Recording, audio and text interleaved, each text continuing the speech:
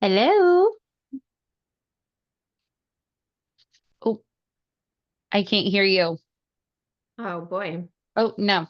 No, we're good. I can hear you. Okay. Does it sound better? Yes. Okay. Need my like little call center headset Fancy. in. Yeah. Oh. Let me get I my microphone. Sound and look official. yeah. Eh, Mine, like, I hate this thing, so I avoid it as much as possible.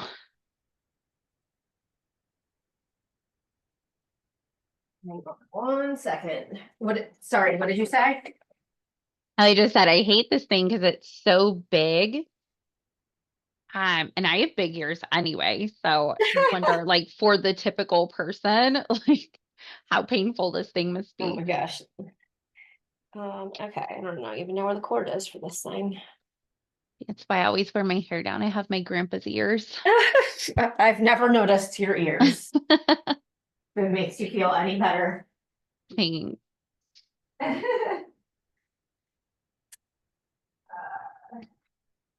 Okay.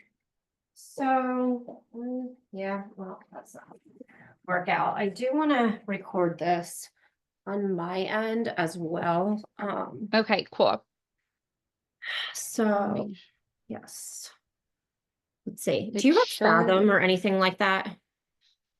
I have something. It hasn't popped in yet, but it's not very good, honestly. But I just have it recording in general. Right. Okay, and I approved yours. Okay, well, we've got three people in the waiting room right now, which is good. Nice. We had 14 registered. I put it on my story and then I just text my friend Holly and I'm like, I have to tell her 3 minutes in advance. Otherwise, like, try to schedule something. It's not happening. This is the real estate Holly. Is that Yeah. her story the other day, or she was posting something. I'm just anybody who has like multiple children, I'm always in awe. Like I have the two, and I'm like, Multiple all children. these, She has four and like I four businesses. I'm like, you're out of your freaking mind. I just don't like amazing. I don't understand it. So I'm I don't like, envy nope, I'm that at tapped out. all. I'm like, Like, and a husband, like, yeah, I think the good thing about well, her husband though is he's around like half of the time. I mean, it's a good thing and also very much right. a challenge. Um, so she can just obsess over her work and doesn't have to feel that guilty, I guess. Yeah, I think that's always the thing with my kids is like the kids and the husband want my attention. And I'm like, that's good. Like, I'm Right. glad. But then also, like, sometimes I'm like, can we There's only not one like of me me. so much? Okay. Well, Okay. do you So feel good? yeah. Like, it will be very low key and conversational. So I feel very relaxed about it because I know you and I can talk about business stuff for like hours anyway. And that's essentially what we're doing. So I'll bring people in.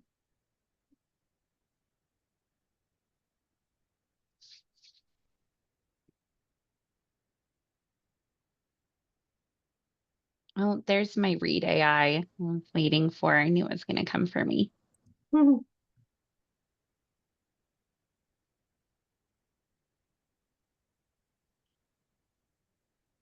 Okay. Welcome everybody. Thanks so much for joining us. I'll do a quick intro for Kelly. So Kelly Straka, and we have worked together for several years. She has been through all areas of business, which is why I knew she would be the perfect person to kick off our community calls. And she has done real estate, home staging, flipping houses. She owns a or owned a warehouse, like pretty much anything you can think of as far as touching in some form of design or real estate. She's been there, worked on it, assisted on it, consulted on it, something. The really incredible thing about Kelly is I feel one, like it's the networking aspect. Like she can connect with anyone. She says that she feels shy. We'll see how she works around that. But also just the fact like she's achieved probably like one of the greatest milestones as far as like clients that a lot of designers are looking to achieve, but also was able to walk away from it and realizing that that wasn't how she wanted her business to look and developing something that was more tailored to her interests, how she wanted to live her life, and just the time freedom, which I think is really brave, really creative, and something that we can all learn from. So, welcome, Kelly. Thank you for being here. Yeah.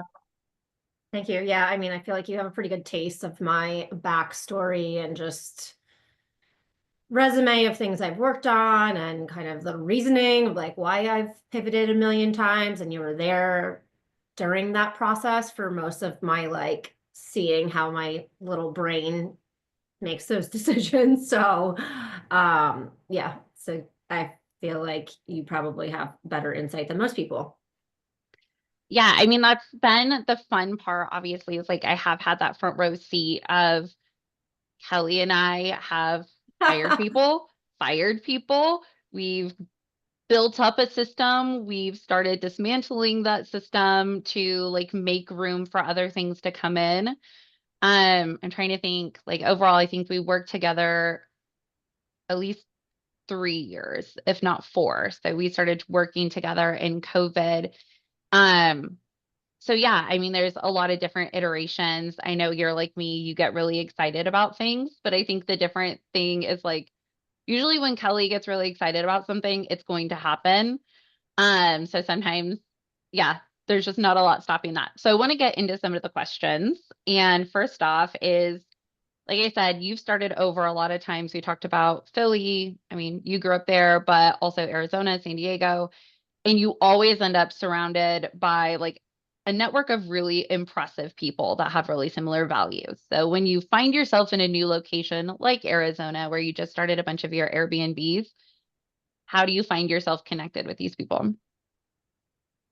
So when I moved, I guess you could say moved, I wasn't really planning on like living there. I was just planning on investing there. And that usually requires me to live there or spend a significant amount of time. So when I did that a few years ago in San Diego, I got there and I think I was like moving day and I realized like I don't even know one single person out here. And it's like, it was really interesting to me because I just like that's probably a big factor to a lot of people is like, oh my gosh, I'm gonna move to this place. I only know 5 people or whatever. And I'm like, I didn't even think about that until after the fact. Um, and then I'm like, huh, who am I gonna call? What am I gonna do? And that was at the like right before COVID. So then things got really weird. I moved there basically like January 2020 and had that realization of like, I have no friends here, I have no family here. Um, and then I did it again when I went to Arizona. And I think what I've realized after doing it in 2 cities kind of back to back is that I really rely on like any relationships that I have or any relationships that I make. So in the case of Arizona, I ended up going there because I had connected with 2 realtors a few years before that who were talking about the market there, and they were constantly sharing about their experience with their Airbnbs. I had joined a Zoom very similar to this, where it was just like a kind of ask me anything. We're going to tell you about our handful of Airbnbs that are doing really well.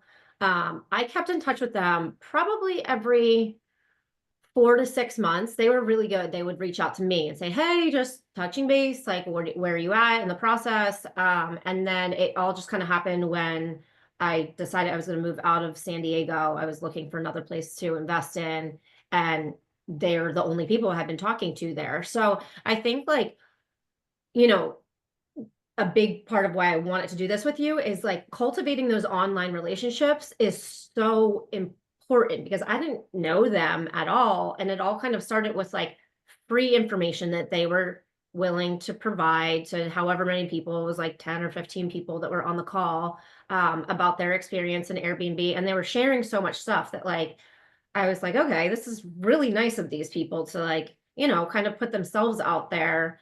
And And then they just did a really good job of following up with me. So when I got there, I straight up said, I don't know anybody here. Like, and I think that is probably like, you asked me about this the other day, and I'm like, that kind of, I think, is the the starting point and like the key to all of it is telling people and like just being okay, like, hey, I don't know a single person here. So like feel free to invite me to things. And like, I mean, I'm saying it like that, but like I really mean it. But I'm also going to show up if they invite me to things. Like they invited me to their Christmas party. It's like one of those things like, oh, I don't know. Do I want to go? I don't know if I'm going to know anybody else there, but I went. I brought my mom, I brought my other friend. Um, and you know, just things like that where then they're like introducing like, and I look at it as like they feel bad for me. Like, oh, poor girl, she doesn't know anybody. She has no friends. Um, you know, but like I also really take pride in be like when I have that opportunity to connect other people, to be the connector of all of the friends. I love nothing more than to connect all of my friends and all of my family, and whether that's through like parties that I'm hosting or whatever. Like I think that it's like kind of like an underrated thing that you can do to be the person that like brings people together. And then when I see those other people hanging out together, like off on their own, I'm like, oh yay, I did that. So that's like when I do have the opportunity to do it for other people, like in my area, and if I'm in Philly or Jersey or whatever, and bring people together. And now I do have the opportunity to do that in Arizona as well. I love to do it because you just never know how far that goes for somebody. So true. And one thing I'll say about Kelly is like she's always the person who sends me new people in my like Instagram DMs where it'll be like, check out this reel. Like you have to see this person, which has then resulted in different coaching relationships, or like we even invested in a training together that we like collaborated on. Um, so I think that even extends to online. Like you're always connecting people. Yeah, no, that's definitely like, I mean, I think it's really cool that you can like stalk someone online. I just watched this podcast, I watched the video version of it, but they were talking about how you should be able to people should be able to do a deep dive on you for like 4 to 7 hours. And if there's not enough, like if you don't have enough of that content out there, which I don't really think I do, you know, you can go pretty far back in like Instagram stuff, but like a combination of podcasts, a combination of YouTube videos, things like that, where people like if they really feel this connection with you, that they can like stalk you, you know, and learn from you really is like the whole thing. But I was like, oh, that's it was like a little light bulb moment for me. Like, I need to get some more stuff out there. It's interesting too, like in Giselle's meeting yesterday, she started her boot camp, and the intro question was, tell me two boring things about you. And the funny part was just like how much conversation started around those because like everybody's like, oh, I have to be like fascinating and interesting. Yeah, that's what And I was. then yeah, mine was like, I like coffee. And then she's like, well, do you like coffee or do you like lattes? And I'm like, well, actually, I don't like, like, I like They lied. milk with They're coffee in liars. it and lots of sugar.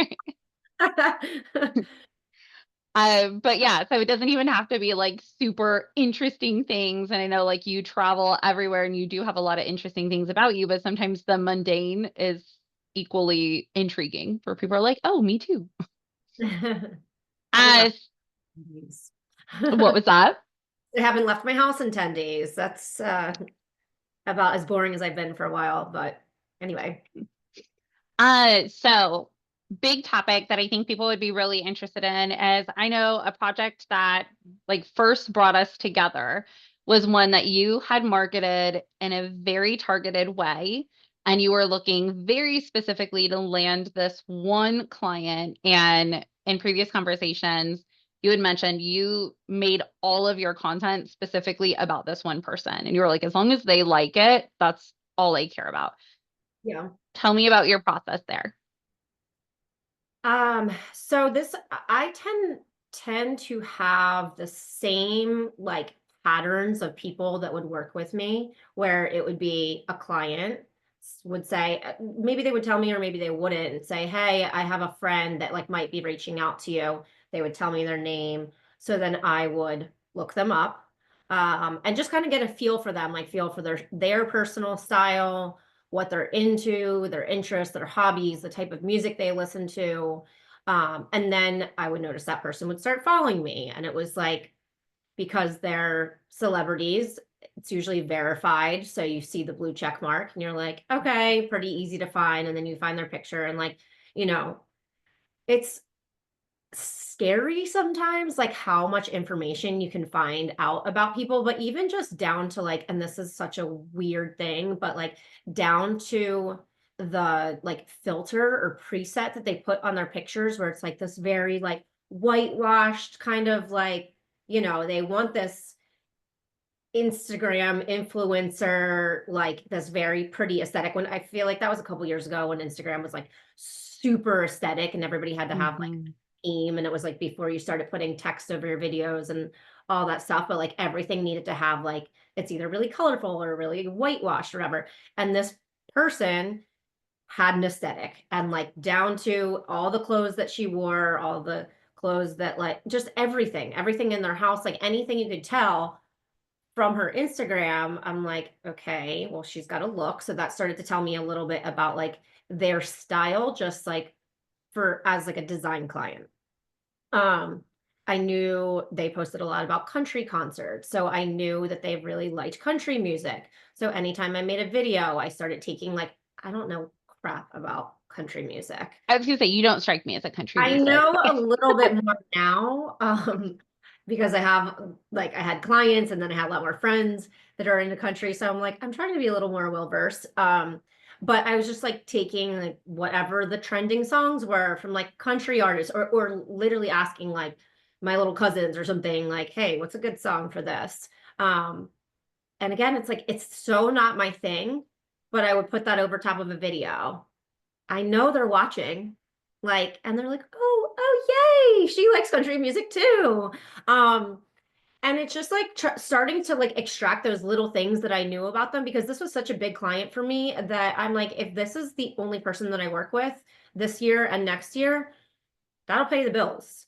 And I think that's kind of like the big mistake that people make all the time when they're doing their Mhm. social media, is like you are catering it to like the masses because you don't want to offend anybody, or you're like, oh, just like let me try to get as many eyeballs as I can on this one thing. And like, that's something in interior design, like you can get these really high paying clients that they can be spending $1 million in a year. Like they could make up for all the other little annoying clients that drive you crazy. Like you can just have one good one. And that's kind of like what that was the angle that I took with this particular client, and it worked. I mean, I just was very, very strategic about every single thing that I posted, down to like, oh, I'm going to be in Arizona. I wasn't going to be in Arizona. I went to Arizona because I was like, okay, they're going there for spring training. I'm going to share that I'm in Arizona. If anybody wants to have any meetings with me, and I mean, I know that's like kind of over the top and a little bit like aggressive. Like, I'm like, for me, okay, it'll just be like a 4-day vacation if nothing comes of it. But I already know that I have eyes on me. I already know I've got their attention. So if I can make it as easy as possible for them to want to reach out to me, that's a chance I'm willing to take. So had you already had contact with this person? Like I know you said somebody might have mentioned your name, but They a previous client had said that they were interested in working together.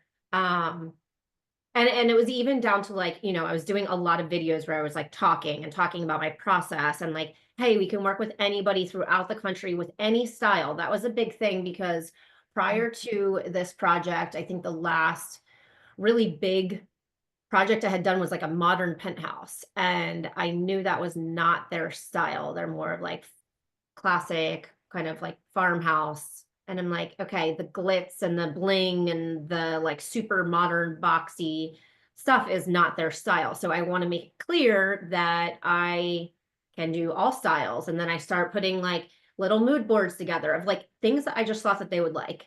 Um, and it was very, very, very intentional. But it worked, and it was, I don't know, at that time, I think I maybe had, now I have like 25,000 followers on that account. I think I had like 8 or 10 or something.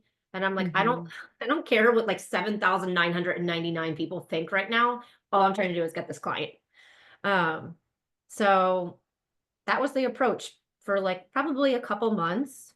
And then by the time they reached out, I talked to them. When I went to the job site, it was like a hole in the ground. And when I walked up, they were like, I was like, oh, I feel like I've known you, for a year because I've been watching your videos. I recognize your voice, all that stuff. And like, I thought I was there to kind of like interview for the job. And it was like, okay, ready to get started, Kelly? And I'm like, oh, I love this. So that was, yeah, I mean, I highly, highly recommend taking that approach. Even if it's like not, if it's not one person, if it's like 3 people that you think that you could potentially work with, like target your messaging to them. Find a Mhm. way to figure out what it is and like how, what speaks to them. Because it really works. Like they really feel seen and understood. And, I think like me saying that I work all over the country, that I can do it remotely, that I like a big, huge part of getting that project was saying that I have the ability to do all styles. And I had to kind of like show that before we started working together. Otherwise, like, and another part of it, I remember her saying was, I know that you like to do these big reveal videos and like, surprise people when they walk in the door, but like that is not my thing. I don't like surprises. I want to be very involved. I want to be hands-on. And I'm like, okay. And for me, like at that point, I had to pause and kind of think about, okay, is this something I'm okay with? Because I do really like those reveal style clients where they're like, take it, run with it, do your thing. But a lot of my clients prior to that, like I was dealing with their second home. So they were just like, sure, nah, we're only gonna live there for like 2 years. It's our vacation home or it's our in season, like our baseball home or whatever. This client, it was their forever home. So of course they're gonna want to like, you know, make sure it's perfect. Yeah, just for clarity, this home was like 17,000 square feet, like, and a lot of custom Yeah. stuff. Like, Custom, it was a custom. beast. It was definitely Um, taking. yeah. So one of the things I don't want to ignore is like obviously like putting the content out there, having it extremely targeted, that's huge. But like you mentioned, the Major League Baseball scene, and that's a pretty exclusive territory to get into. So leading up to that, like what brought you into those circles? Was that, I know you were a college athlete, but like, Yeah. So I did gymnastics at Rutgers, and a lot of my contacts still, just kept in touch with like teammates and people that played sports on other teams we were very connected with. It was just like a takes over your life type of thing. So that was my initial like foot in the door. However, at the time, I didn't have any experience like doing big projects like that, and I wasn't used to big budgets. So I started after college, I got my real estate license. Then I started a staging business. And the staging business is kind of what ended up ultimately being my foot in the door because I was taking pictures of all the projects that I did, putting them, Facebook was the big one at the time. And then it kind of rolled into Instagram, but I was putting everything on Facebook and Instagram and kind of showing my process and always getting professional photos of everything. And I'm like, I could kick myself now because I got professional photos of like staging projects, but not my like massive, massive design projects. So if you're a designer and you are doing these big projects, get professional photos, just spend the money and just do it because I wish I had more of those. But anyway, that was like kind of I guess the thing that like really stands out to me is like you never know who's watching. And like they might not follow you because it might look weird, especially if they have a bigger following. They might not be ready to like pull the trigger, like they might still be like too cool to follow you. Is how I kind of think of it. But like you just never know who's watching what you're doing. So if you continue to put that content out there, and talk about it. Like don't just like drop the pictures and like let it speak for itself. Like talk about why this project was exciting to you, or what your process was, or how you saved the client's money, or how you didn't save the client's money and you just went balls to the wall with it. Like, so that's what happened. One of my former teammates was, at the time, I forget if they were dating or married, but they were buying their first house, and it was a low budget project. Like, hey, I saw some of the staging projects that you're doing. Can you help us like decorate? And at the time, and this is like kind of going back, at the time, I remember it being like, oh, it would be a good opportunity for you to get your name out there. And like, we have these other baseball people that whatever. And like, it's very cringy when people say that to you. Especially like at that point, I had already been in business for a few years, and like I was doing projects and people are paying me. And I'm like, I don't want to do this for free. Um, Mhm. but I also have always been very open to the opportunity. And if it's like, sometimes you really just have to like figure out what your threshold is of being willing to do things for free. Because there's been quite a few times in my career where I'm like, I feel like I'm beyond this, but also like, if I do a good job, this can be my foot in the door to professional sports, professional athletes, and it was. So I started with one house for them, and it was a very low budget project, and like every single thing that we were buying and ordering, it was like, how much money can we save? And you know, some things I think ended up being custom. And then what happened is I started going to furniture market, and I was sharing things I was finding there. And if you've been to furniture market, it's super cool. Like you're seeing the newest products, you're seeing the newest trends, like you're seeing displays of furniture that vignettes of things that are just like so well styled that people would be like stalking me when I was there to see, whatever. And I'm like, that kind of started like sparking more interest, because it wasn't projects that I did and it wasn't products that I was ordering, but it was me showing access to these things. So then all of a sudden it's like, well, hey, wait, maybe I don't want to get my stuff off of Wayfair. How much is that? Maybe I will spend money on a custom sofa or something.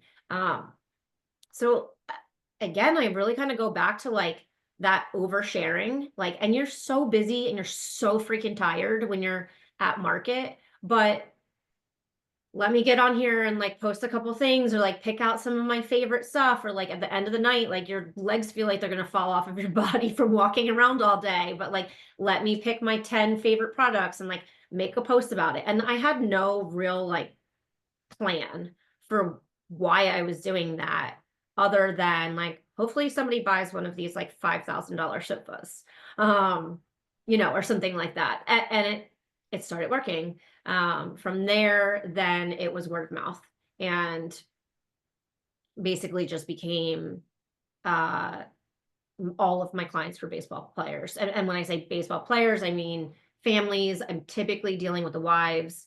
Very, very rarely would the husbands have like anything to do with it. And that's something that I will say, like, this would probably be my biggest piece of advice, is like, you need to play it cool and you need to act like you've been there before. Because if you start asking annoying questions about baseball, or asking them to sign balls, or take a picture with them, like even if it's like I would not do that until I'm like really in that project and they like me and they trust me. If you start saying some dumb shit when you're just getting familiar with these people, like they're going to have their guard up. And I had a client who, when I started with them, I was referred to them by another baseball family, and I didn't see the husband until like the very, very end. Like I would joke that, and I could joke with them now and say, like, she kept him like locked away. Like she'd be like, oh, so and so's upstairs. Like, I'm like, okay, I'm like, I don't care. Um, but and I didn't care. And I don't care. Like they're just normal people. They're as long as you're paying the bills and you're making my job as easy as possible and you're letting me do my thing, you're giving me creative freedom, like kind of really don't care who you are. It's more so that other people care. Like, Mhm. and then I would, as the years went on, people were like, oh, you worked with so and so and this person and that person. Tell me about this. And I'm like, I don't really have that much to say. Like, you get a couple pictures, a couple videos. I was able to start putting it into my contract where I was allowed to photograph and video things. And if I got lucky, I could get some interviews. Um, but that takes time to like build that trust up, and I remember I hired a girl who was, you might remember, she was like a huge fan and she was from the city of the team. The guy had just won the World Series with this team like the year before. I don't care.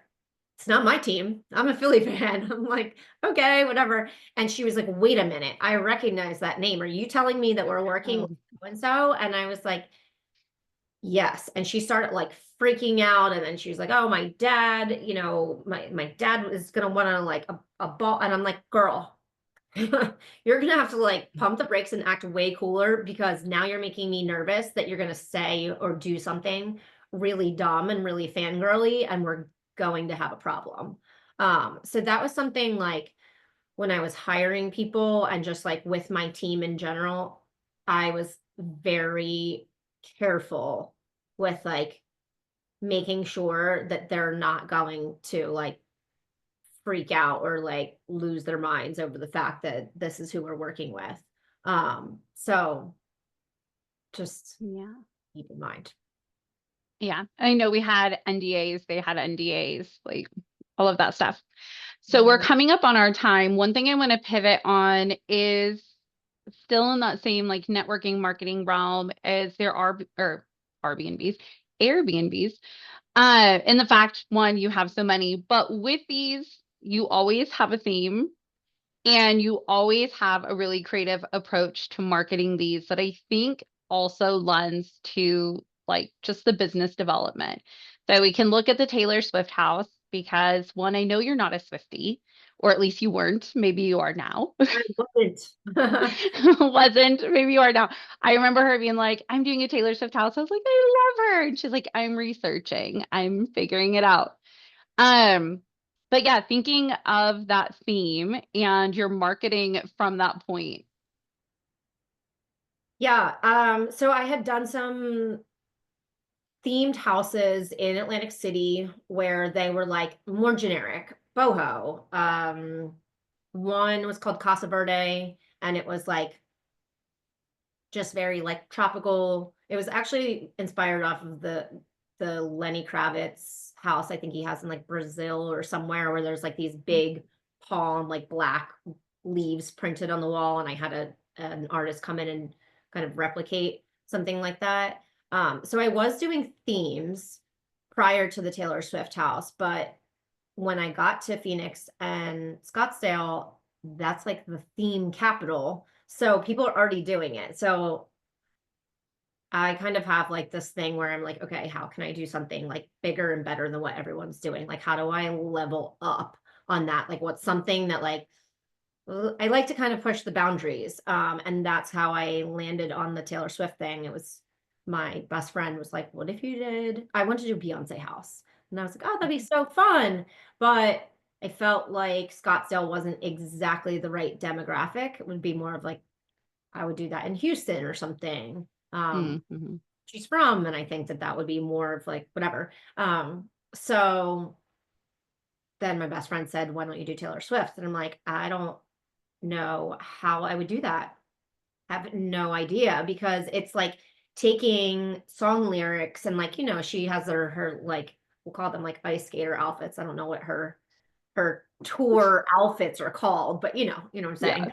Um how do you take the like, okay, well, this one is like lavender and pink and whatever. How do you take that and turn it into a house and do it in a way that's like not just paint colors?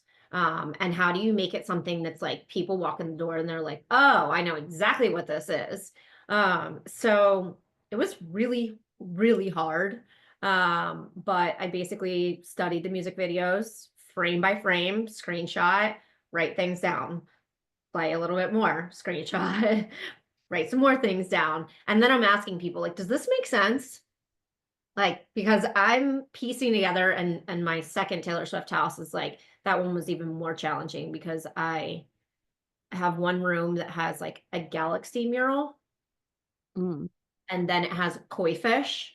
Like, I bought the galaxy mural and then I made the koi fish in Canva, then I printed them out onto like a decal thing and put the koi fish over top of the galaxy. And then it has like the stage, like red curtain valance thing with gears and like an old 1989 TV. And it's like, if you don't know what you're looking at and you take a look at this room, you're like, she's the worst designer ever. But people that know, they know and they appreciate it. So that was really fun. It was really challenging as like a designer, but I also, what I've found over the last like year and a half doing these like ultra themed houses is, I mean, those ones are just in the last year and a half, but it just gives you such a creative outlet that like if you don't have clients that are really letting you kind of like push the limits on style, and a lot of times people are not going to because it's like it's their house. They have to live there. Mhm. They don't want koi fish floating across the wall or like galaxy bursts or whatever is, going on in there. So like I think as a designer, I would say if people are interested in doing it, do it. Like, because it's like you already have all the tools to be able um to know how to accomplish that. You just haven't had the client that's going to let you do it. And really, like, if you look at some of the more popular Airbnbs, like there's some really crazy ones in Disney because they're like going all out with various whatever themes, and then they turn rooms into castles with slides and all kinds of wild stuff. But like, if you do your research and you pick the right market and you can figure out the right demographic of who's going to rent it, it's really fun to do. Like, it's the best creative outlet ever. So, um, Yeah. Well, even in that house, so in marketing that, I know you were hosting parties. You've hosted a lot of parties there to the theme, yep. and you've had news crews in there to help get the word out. How are you choosing who to invite? How are you getting that word out? Um, so I am actually in the process of putting together my formula, is what I call it, and it's going to be a course for people to follow if they want to do their own Airbnbs. But that is part of my process is events.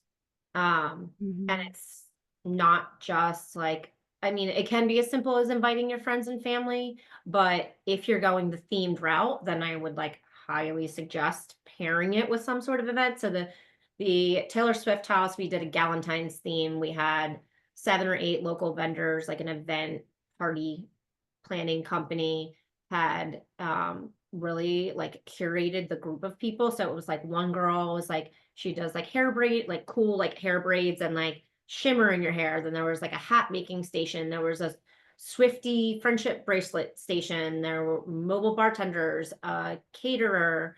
We had a bunch of different photographers.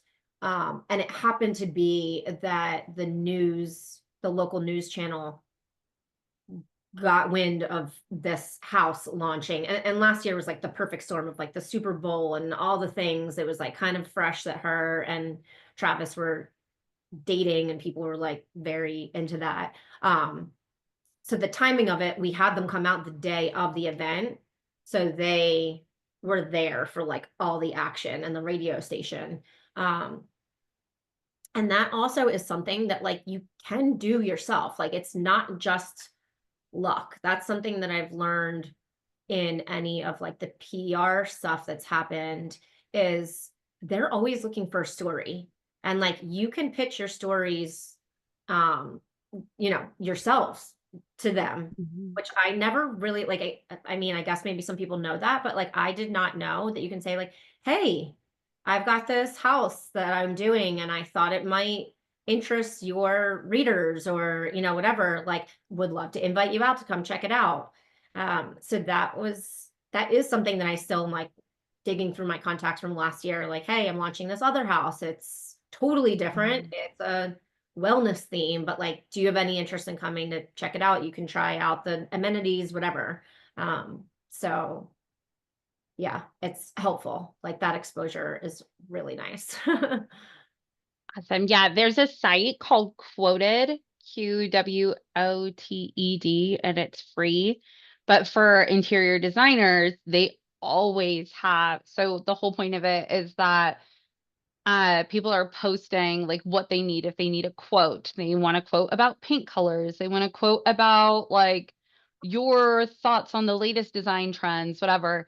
And like you just sign up and you submit your quote and then they'll review it and they can, so it's like a very easy, it comes to you Yeah. situation. But to your point, so we'll start in answering questions and we have one here from Leah, and it's, what is your process for hiring people?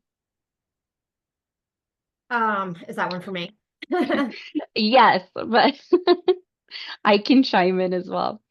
So yeah, you can definitely answer this one. Right now, I'm not hiring anybody. I have shifted my whole business to partnerships and collaborations. And my reason for that is that I am looking to work with people that are really established and they kind of understand what it's like to grind, what it's like to run a business. I just that has been a kind of a big shift for me, and I've just found that my relationships with people that I'm working with are like amazing. um, even like right now, I'm like, okay, I have something coming up, and I'm like, I would consider hiring another designer to team up with just because like I'm kind of busy and I just want to make sure that it gets done. But yeah, that's my process. As far as what I'm looking for when I'm teaming up with somebody, they have to be experienced. Like I don't want I'm a lot less likely now at this stage in my career to like work with somebody who's like just getting started. And I'm not gonna say that Mhm. I won't do it ever again. But I really like I need people to like hit the ground running and like take things off my plate and just be able to like come back in a week or two and it's done. I am not really looking to like hold your hand through the process anymore. Yeah, and this was a lot of the stuff that like we collaborated with Kelly on, was building your team, adding in people, helping to train them. So I think one of the things Leah followed up with, because she knows that you're always traveling, Oh yeah. that honestly was a really big rub that we didn't anticipate, but I think is a learning lesson for like sometimes the people you're hiring get a little jealous or they don't understand it, or there's this like, well, you get to do that. Why don't I get to do that? Without realizing, like, that's why you're hired. So I can go do this because I want to do this and I still want the business running. And I think, correct me if I'm wrong, but conversations between Kelly and I, that was a lot of what we discussed, is like us coming in as a contractor, we have no expectation of how you live your life. Like we need the information, we work with it. Like I don't care if you're in Turkey or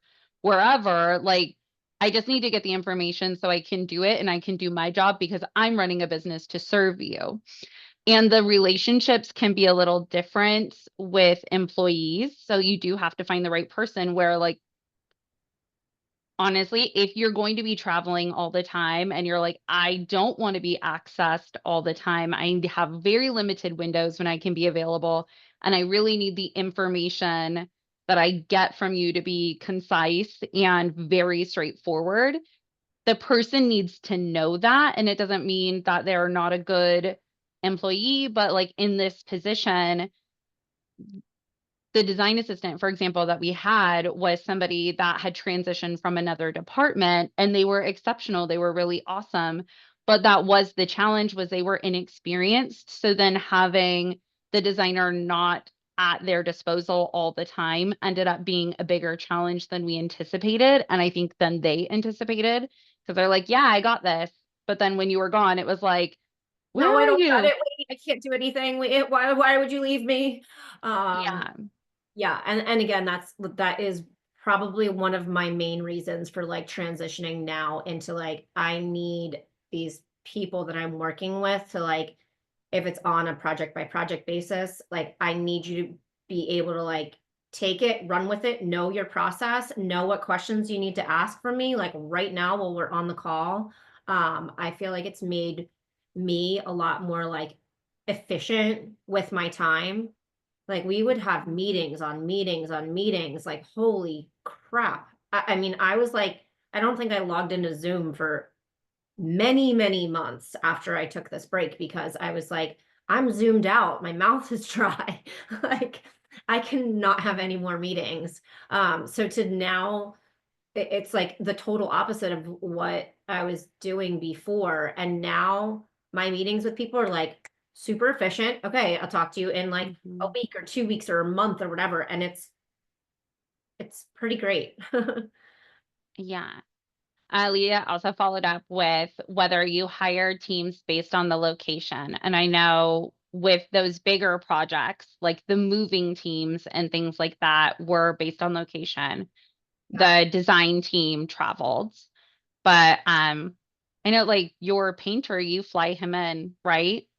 Yeah, I have a muralist who, depending on the project, he charges me a day rate, which is pretty awesome. But depending on the project, then I would be like, okay, I again, it like kind of gets back to efficiency when you're working. Like he's just not on my rotation of like I pay him, Mhm. a salary or something. Like, how can I get the most bang for my buck and bring him in for 4 days instead of 5 days and like, whatever. And my conversations with him would even be different of like making decisions on what we were going to do. Okay, well, this technique is going to take me 3 full days. This one I can bang out in like an hour. And I'm like, oh, let's go for the one that's an hour. Like I like them equally. I would have no idea. Um, you know, I had no idea like what his process was. So that is kind of how I make decisions on like that stuff. Yeah. Going back to the employee thing, I think this circles back to like us talking about how you transitioned your business just so much. Like those big projects, those were dream projects. She was doing two of those at the same time. So we had a 17,000 square foot and I think like 13,000 square foot or something, which is a lot and still a pretty small team for how much had to be done. But I think there is also just like recognizing in yourself where you're like, I don't love having a team. I don't want to be accountable to people, but Yeah, I need I didn't support. realize it like during that time because I mean, we would have meetings where it was like, okay, and now I'm gonna like, and I'm making like my org charts and like talking about expansion and all the stuff. And then when I got done those projects, I was like, oh my God, I need to like not answer to anybody for a long time. Just because it was years of being available to the clients, to their project managers, to their GCs for so long every single day, Mhm. that I it just really burnt me out. Like, I when I moved to San Diego, I had one of the clients was an East Coast project, and my deal with myself was that I would, if I went there, I didn't want them to feel any hiccups. So if they usually call me at 8:30 in the morning with a question, then they can call me at 5:30 in the morning with a question. And that's like that is a change in my lifestyle because I'm not a morning person. So like for me to start going to bed at 9 o'clock at night so that I can be available with like, hello, as I'm waking up to answer their question, I'm like, gosh, this is like such a big sacrifice for me. And like, I just don't know that I want to continue doing that. Um, so yeah, that was a tricky one. Deborah No. says, what is your business model? And how and what do you charge? So I've tried all business models, I think.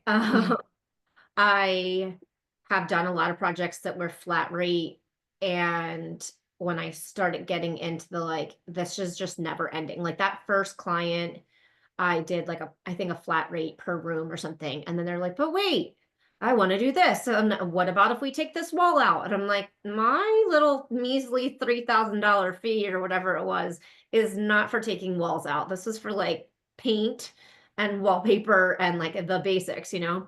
Um, so then I just went to hourly and I was charging my hourly rate and then it was like a tiered, uh, Hmm. I had a design assistant rate and then our procurement rate. Um, and I think that that also became challenging. And someone just asked me this recently, somebody that like wanted to hire me for like kind of a small project. And they were like, wait, so if you have three people on a call, does that mean that I'm paying for all three of you? And I was like, yep. Yes, it does. Um, but again, like I go back to thinking of like efficiencies and I'm like, I felt like at the time we were trying to be as efficient as possible. Um, but like you just, some of these vendors were when they weren't getting back to you or like issues came up of like, Hmm. I can think of two or three that were like, oh my gosh, like I can't imagine how much, like I don't actually know how much I billed the client, but like this is adding up because it's just like we're spinning our wheels and getting nowhere. And I have to pay my people, you know, paying them salaries. So yeah, I don't know if that helps answer like what I was paying them, but they were getting paid salaries. So that Yeah. sometimes I think is like a little stressful too. Like you need to make sure that you have clients that are like whatever you're billing in the week is going to easily cover those salaries plus your time and whatever else.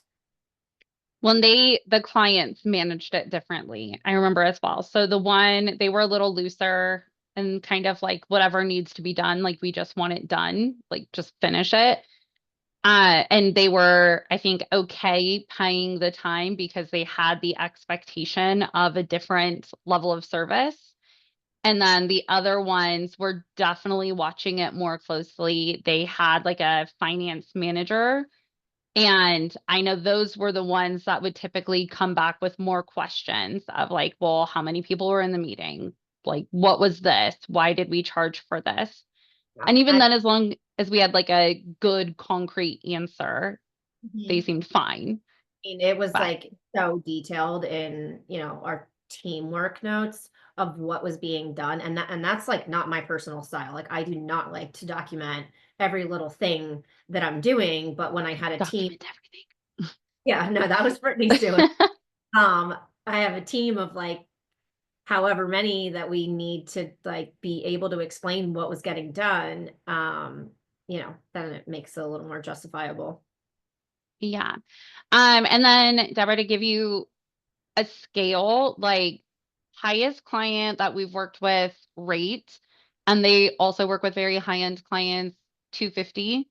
And the lowest rate that I've seen lately is 130.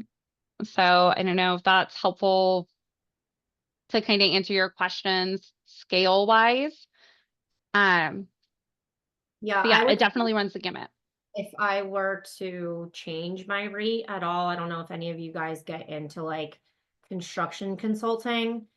I think that that's where some of my like the most value is, where I had clients that said, "Hey, we got a quote for $150,000 to get these railings done." And I was like, huh, "Excuse me? Give me 10% of that and I will find somebody that can do it for half." And so like these like very easy, quick conversations where like I wasn't like completely overseeing their budget on construction things, but if we happen to have a conversation about it and it came up in whatever way, then I could say, you need to get a second quote. And then they had somebody else come out and it was 75,000. And I'm like, okay, in that one conversation that you're paying me $250 an hour, you know, I just saved you like 75 grand. Um, so if you have experience in the construction consulting, because that's where I see clients get taken advantage of the most, you know, in their initial like putting together their contracts with their contractors and lawsuits as well. Oh, I've seen Mhm. a lot of clients have to deal with um, some pretty nasty lawsuits with their contractors when they're like firing them and hiring somebody else. And I don't get too in the mix of that. But if you know your pricing on things, like you become such a good resource for them. And my knowledge of that is from flipping houses. So knowing of like this is how much I paid $4 a square foot for this, or whatever. So when they say it's $15 a square foot, I'm like, I'm sure they're probably getting a higher quality person than like the Joe Schmo that like maybe did some of my flip projects, but like also that still sounds really expensive. Um, Yeah. and just being that person to be able to say, like, get a second quote, you know. Kelly's other superpower is different finance or like revenue streams. Like you have like a 30-minute conversation, just like you could do this, you could do this, you could make money here, you could do this.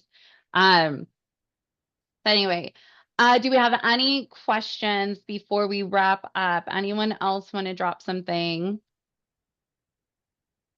Okay, so Rebecca, what advice do you have for designers starting their own business about a year in? To clarify, I have 8 years of experience in the industry. So are we talking general experience, or did you want to tackle like one specific avenue? And you can Yeah. come on if you want to as well.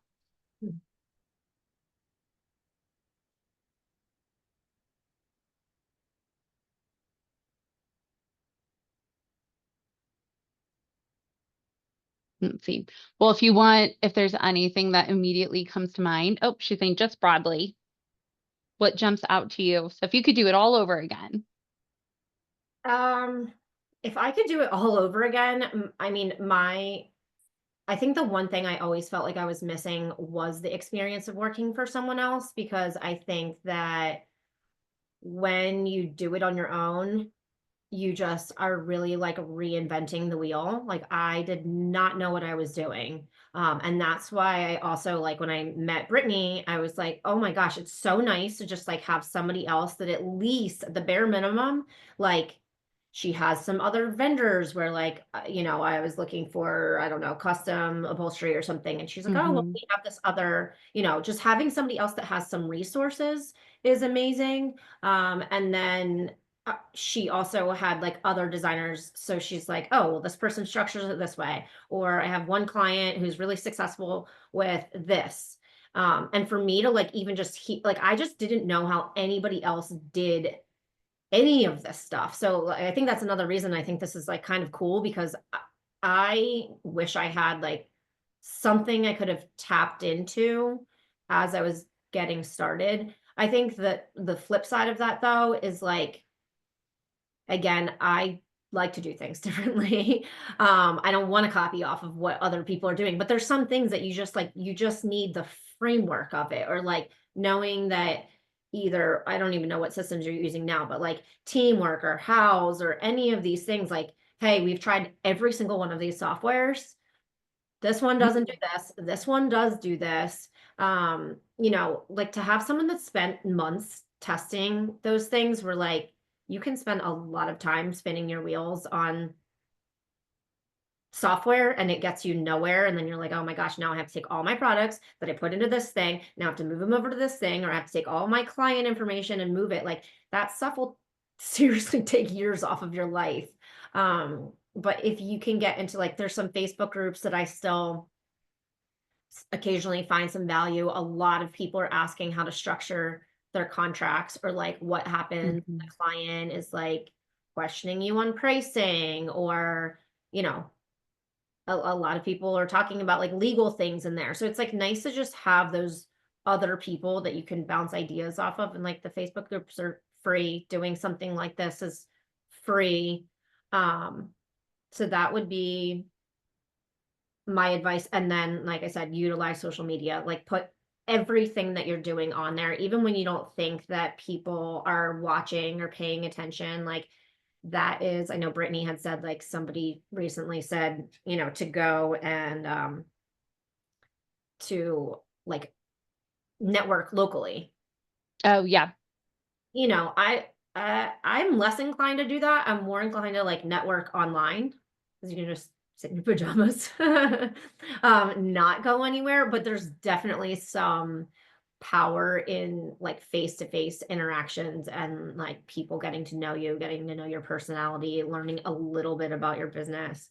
But you know, you would be surprised how many clients you can get out of like just your own little sphere that you already have, but you Mhm. can't expect that people are going to know what you're doing if you're not sharing it. And I know people are like really weird about wanting to put their lives on blasts on, you know, on social media, but like it's free. It's free advertising.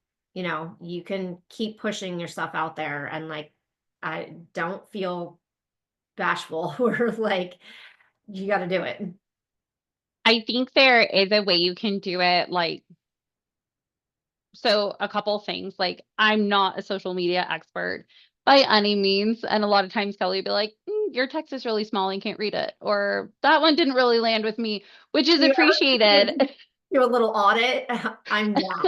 I'm very honest. The honesty is so helpful though, because like that's not my thing. But what I will say is like when I see people who are posting their interior design photos and it's like this door, like heart, heart.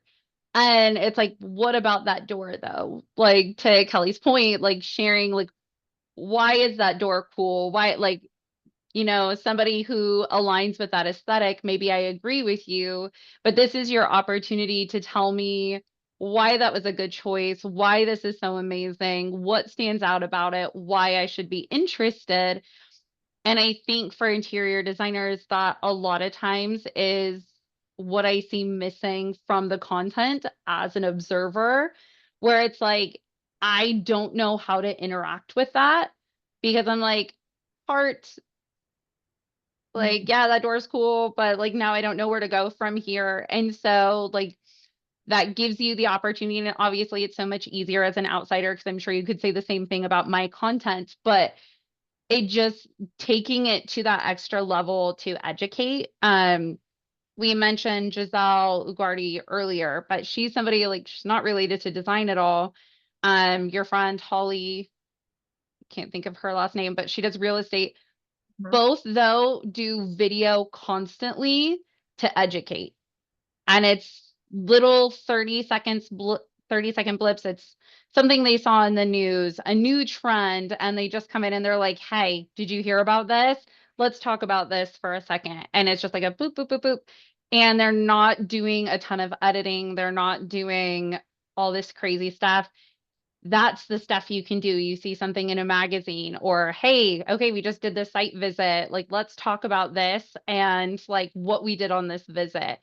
And those are the glimpses that you're just not getting typically. Yeah. And then other You know, advice is, oh, go any of ahead. seen stuff. Like, I think some of my most popular videos that I did were like things that I kind of thought were boring, but I think they're interesting. And I think like that is where you like start to make that connection with people is like, let me show you guys something so weird that I learned today. And then going into like, um, I would show fabric, like I would like pour wine on fabric and like showing, you know, hey, this Mhm. is my most popular, biggest feedback that I ever got on any video was talking about the Restoration Cloud sofa and how they actually pay somebody to fluff the cushions in the store. And that's why it looks so amazing. And then people are like, and I said, send me if you have this sofa, because the reason I did this is because I was targeting people that are already spending money at Restoration Hardware. I'm like, all right, now I have all these people that are willing to drop like $12 to $15,000 on a sectional. Like these are my type of people that we're trying to get in here, you know? If you have this sofa, do me a favor, don't touch it, send me a picture. And I had like 6 people that they were like, looks like a messy bed, you know, and it was the best content. And people would say, the reason I decided to hire you is because you told me that for the same amount of money that I spent on my restoration sofa, you can get me something that's a solid wood frame. I can get whatever I want. It can look like that, but you're going to get a better, you know, nicer fill. And I don't have to like fluff it every day. Like this freaking sofa is driving me crazy. And I spent $16,000 on it. And it was like the dumbest thing ever. And it was like talked about for years. So like if you can show any of that behind the scenes stuff as you're going through your process, like people love it.